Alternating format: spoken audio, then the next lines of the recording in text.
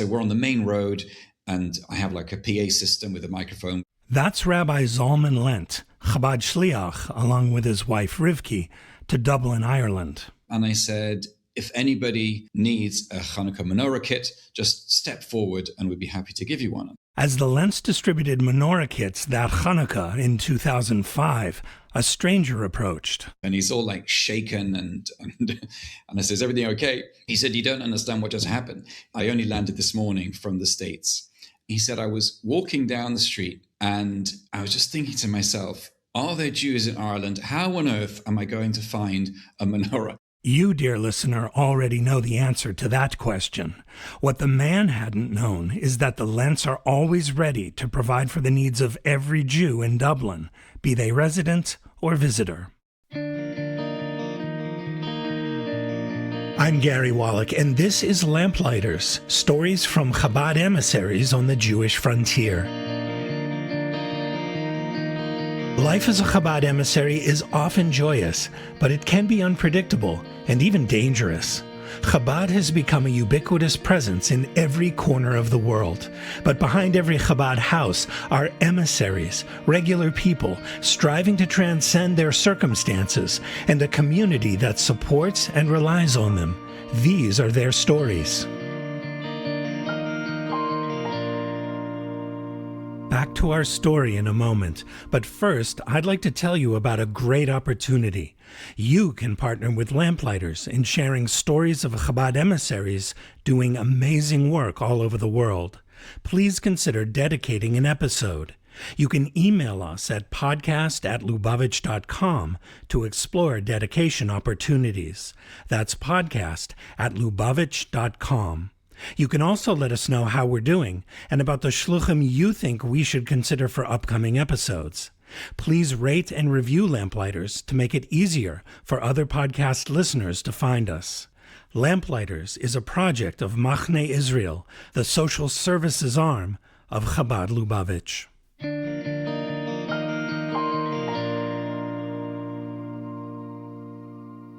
Yeah, I always wanted to go on shluchas. Rivki Lent grew up in London's Stamford Hill neighborhood. Her brother Yitzi is Chabad Shliach to Copenhagen, Denmark, featured on an earlier Lamplighters episode. Their parents, Tali and Miriam Lowenthal, are well-known Chabad shluchim and academics. Rabbi Tali has taught Torah for decades.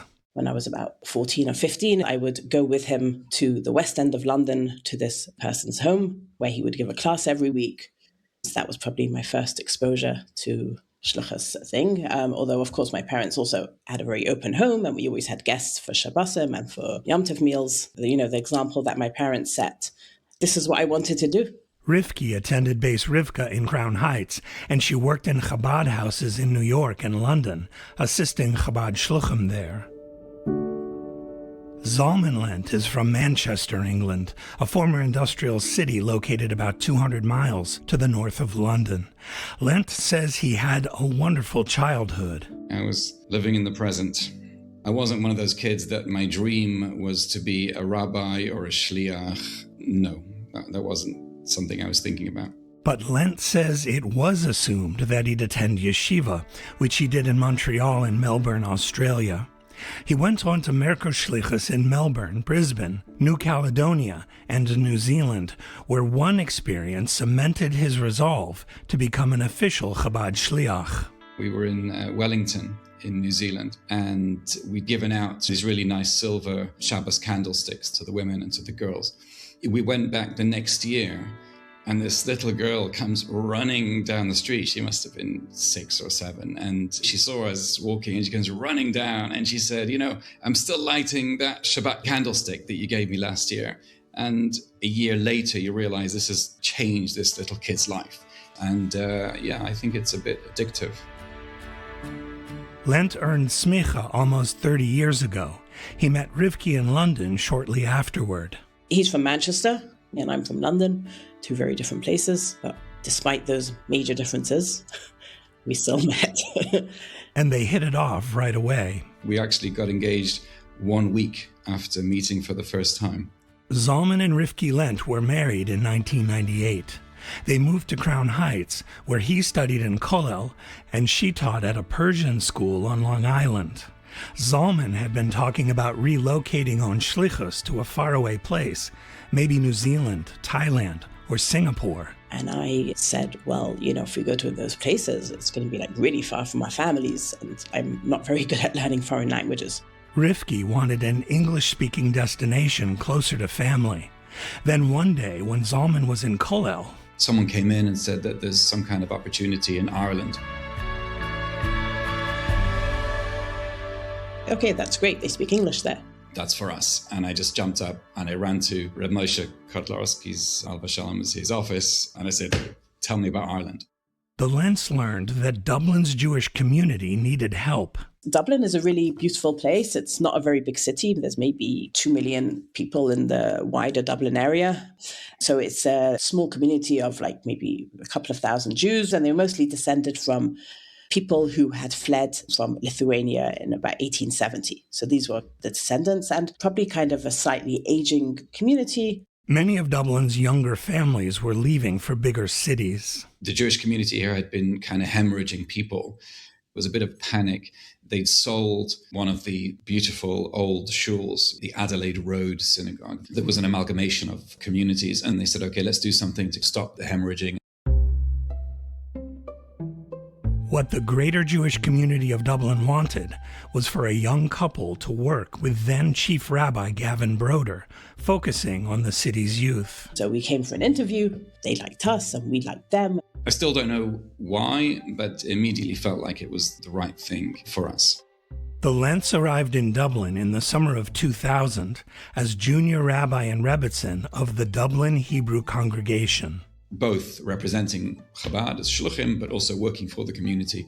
Basically, our salary was paid by the community. They provided us with a house and a car and a budget, so we could basically just do whatever we wanted without really worrying about raising any money. Our intense focus was activities for the children, for the students, for anyone, under 50 or under 40 anyway, doing as many events as we could for the young people. Some in the community had questioned why Dublin needed Chabad emissaries, fearing that the Lents might have their own agenda. This kind of mystery, what is Chabad really doing? But the Lents saw things differently. It's just a young couple who are 24/7 available as a contact point for Jewish people looking for anything to do with Yiddishkeit. It doesn't matter whether it's a study class or a Shabbos meal or a tefillin or a bris, it doesn't matter. Dublin's Jewish community already had strong infrastructure. There was a shul, a Jewish school, an old age home, charitable organization, Chevra Kadisha, and other resources. They had a strong relationship with Rabbi Yaakov Perlman, who had assumed the role of chief rabbi shortly after the Lents arrived in 2000. Over the next 8 years, the Lents inspired the city's Jews to engage. We ran summer camps and we ran programs for Yom Tov and Hebrew school, all sorts of different things. More events for the wider community, and just things like Purim events and Hanukkah events would have been maybe sometimes handful of people, but once they were organized properly, you could have a couple of hundred people coming. One of Zalman Lent's roles was rabbi of Dublin's main synagogue, which put him right at the nexus point for all of Dublin's Jews. So I saw it as this amazing synergy that you have, people contacting the shul and then people also contacting Chabad, and everybody's brought together into the same community, which is what happened. Everyone benefits. Soon, the Lents' work as community shluchim began to reverse the trend of young Jews and families leaving Dublin. And they were bringing back members of the older generation who had drifted away. Zalman and Rivki learned that just a kind word or gesture could make all the difference. There was this good friend of ours, and it was her son's bar mitzvah, and her sister, who was very unaffiliated with the community then at that point, she came to shul with her 2 small children. And she was trying to listen to her nephew laying his piece from the Torah, and the baby started making a noise. She got some unpleasant looks and comments from different people, but I came up to her just to make her feel better about the situation. Rivki doesn't remember exactly what she told the woman, but years later, she learned from her what would have happened if Rivki hadn't spoken a few kind words to her. She would have left, and she would never have come back. That woman currently serves on the board of the Lentz Chabad House.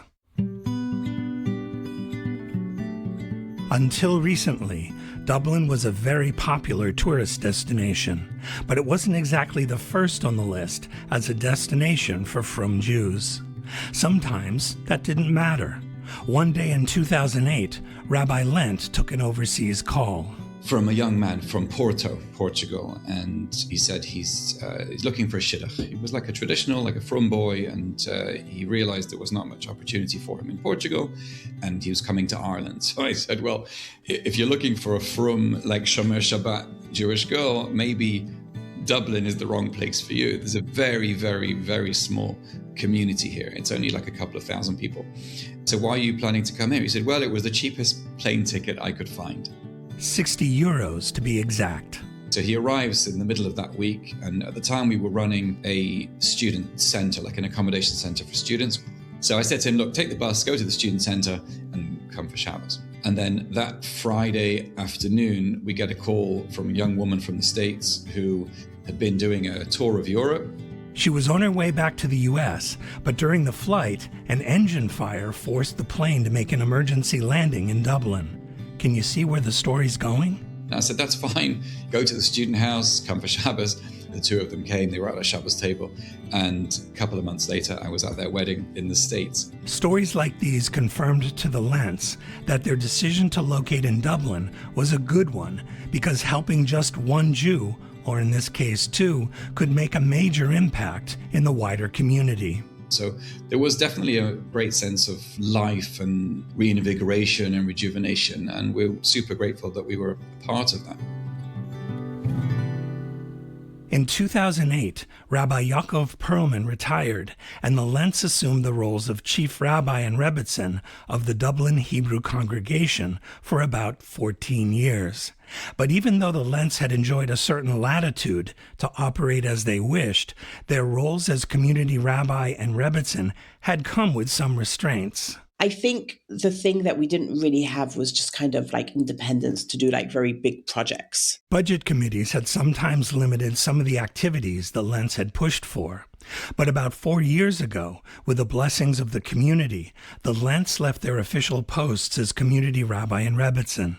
Rabbi Yoni Weider took over as chief rabbi, and the Lentz were free to emphasize a fully Chabad approach to community building.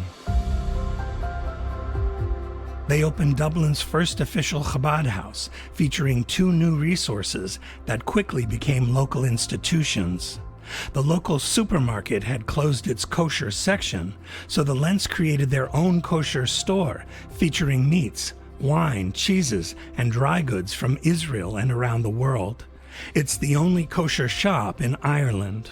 People come in, maybe they've come to buy challah, or they've come in to buy some bamba or some falafel, but we can then talk to them and say, we have a Hebrew school, would you like to come to that? And suddenly we're making contact with them, which I would never have met as a rabbi at the shul. They just would never step into the shul, but they're happy to come in and buy a challah for Shabbos and chat with the rabbi and put on tefillin. And the Lentz opened Deli 613. It's been a success from the outset, offering eclectic kosher food from Ashkenaz to Mizrahi. It's powerful when you see someone completely disconnected from the Jewish community for maybe 50 years. And then they come in and they taste something and they say, oh my gosh, this is exactly like the food that my Baba used to make and we used to have at Shabbos. And people almost with tears in their eyes just awakens that spark. And the hope is that it's not just food, that they start with the food and then they come inside and they get comfortable coming back into the Jewish community. Deli 613, with its welcoming indoor and outdoor spaces, also serves as a nexus point for anyone curious about Jewish food, culture, and worldview. Yeah, there's non-Jews who come in every single day. One of our hopes when we opened the deli was that this would be a place where non-Jews could actually kind of be exposed to Judaism. Let them come in and taste Jewish food, meet some Jewish people, kind of break down some of those barriers.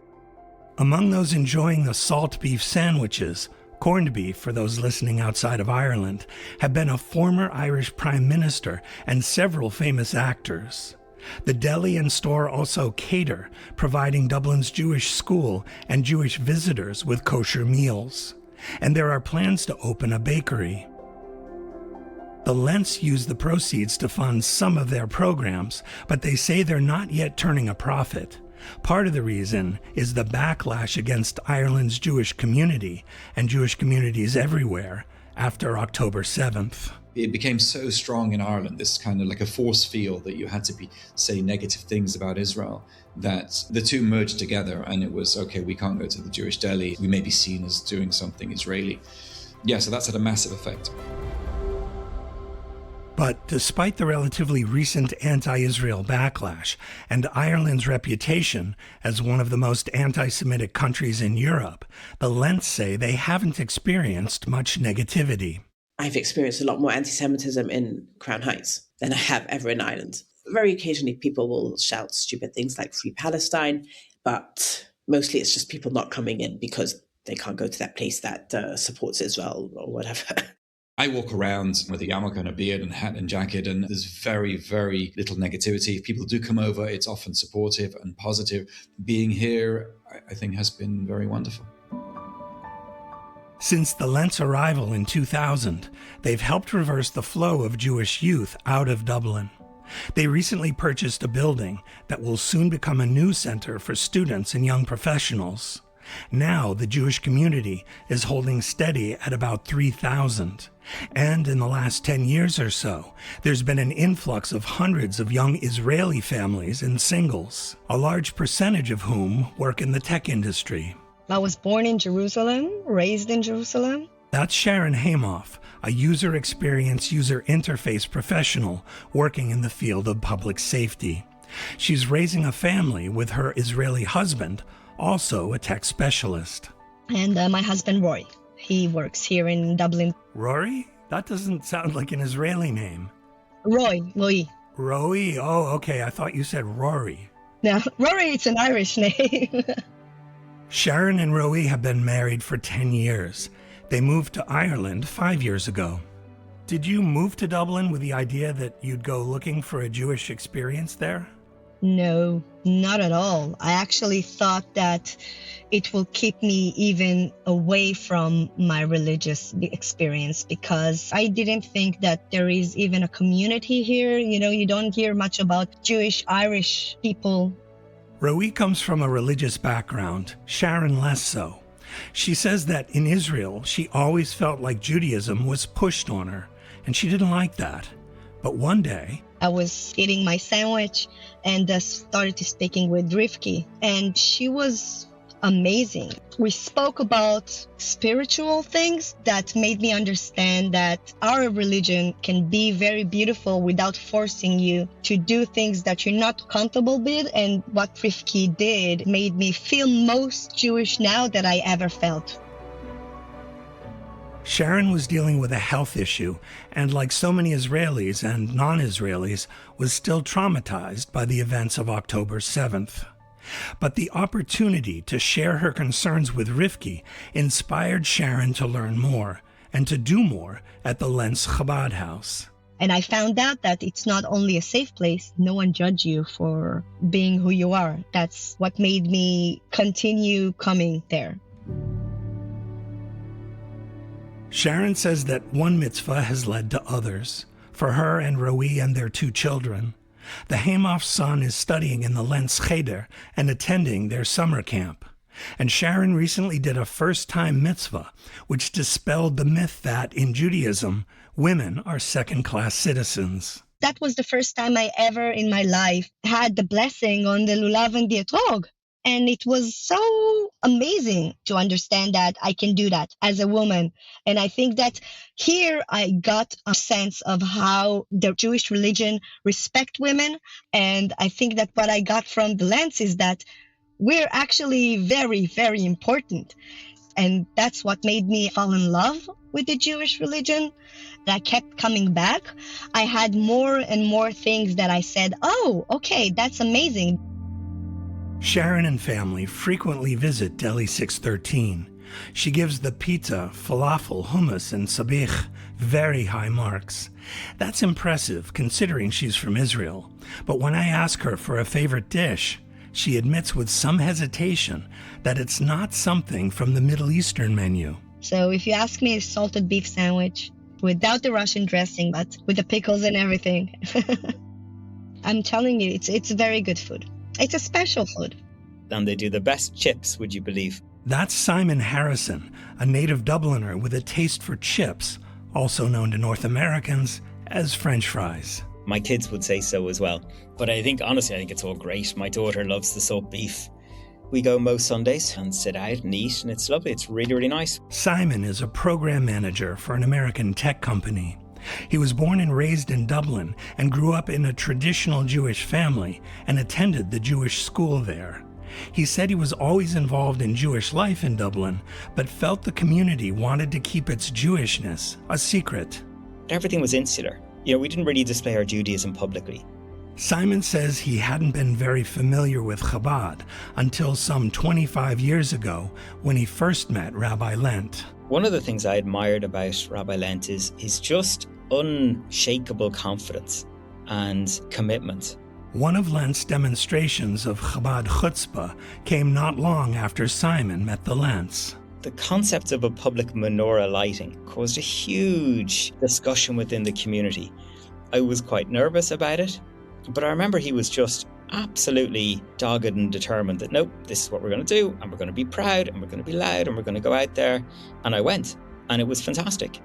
The Lent's approach to Judaism inspired Simon to attend Shabbos meals, holiday celebrations, and Torah learning classes. That continued through college, marriage, and the raising of 2 daughters. But Simon says Jewish Dubliners really began to come together when the Lents opened their Chabad house a few years ago. It seemed like no matter how many people went, the space grew to accommodate. Chairs would come from nowhere. It was miraculous in some senses. You just gave me a possible title for this episode and maybe even for a book about Chabad. Chairs came from nowhere. They do. They do. Actually, I was in their house for Shavuos recently. I was the same thing. Now, Simon says he can't imagine life in Dublin without Chabad of Ireland. It's just become part of the fabric of the community. It's not just a Jewish institution, it's a Dublin institution, an Irish institution. As the Dublin community grows and engages, the Lents are busier than ever. They've already run successful Pesach Seders in Cork, and they're looking into programs for Belfast. Maybe we'd like to hire more shluchim because, there's a lot of things that need to be done and not enough hours in the day. Feels like there's Yom Tov every few weeks and then the summer camps and then this and that. So there's always something to do. 26 years into their Dublin adventure, the Lents occasionally have the time to look beyond the details of running a Chabad house and raising a family to reflect on the big picture of what they and their community have accomplished together. There's been an enormous surge of people needing to reconnect. Students and young professionals wanting to come back. This is their safe space. They can come on a Friday night to the Chabad house and they can have a wonderful Shabbos meal and they can just feel the joy of being Jewish in a Jewish environment. Coming to a Jewish venue and eating Jewish food and chatting. Zalman Lent says that when it comes to building their community, Rifki and he have no magic formula. On the contrary, what they do is quite simple. Some of the most inspirational moments are by not trying at all. Just walking the street, looking visibly Jewish, or approaching someone at the supermarket checkout and saying, "Oh, hi, are you Jewish? Would you like to come for a Shabbos meal?" It's just about being available. And this I always see as the Rebbe's vision, that if you just plant a couple that are warm and open and have Avas Yisrael in every corner of the world, there's just going to be an enormous success rate of people looking to make contact. That approach certainly worked to help Sharon Hamoff adopt her new view of Yiddishkeit. I never thought I will find my identity as a Jewish person in Ireland. I think I found the exact Judaism that I was looking for because of the Lents. If Chabad will continue doing what the Lent does, that's when the Mashiach will come. When you'll find your true Jewish self, that's when it happens. We're doing what the Rebbe wants us to do, that's all. I think that's world changing. I'm Gary Wallach. Thanks for listening to Lamplighters, stories from Chabad emissaries on the Jewish frontier. We welcome your questions and comments about what you've just heard on Lamplighters. Please email us at podcast@lubavitch.com. And if you know of a great story involving Chabad emissaries or the people they inspire, please let us know about them. That's podcast@lubavitch.com. To subscribe digitally to Lubavitch International Magazine or to receive it at your doorstep, please visit lubavitch.com/subscribe. Lamplighters is a project of Machne Israel, the social services arm of Chabad Lubavitch.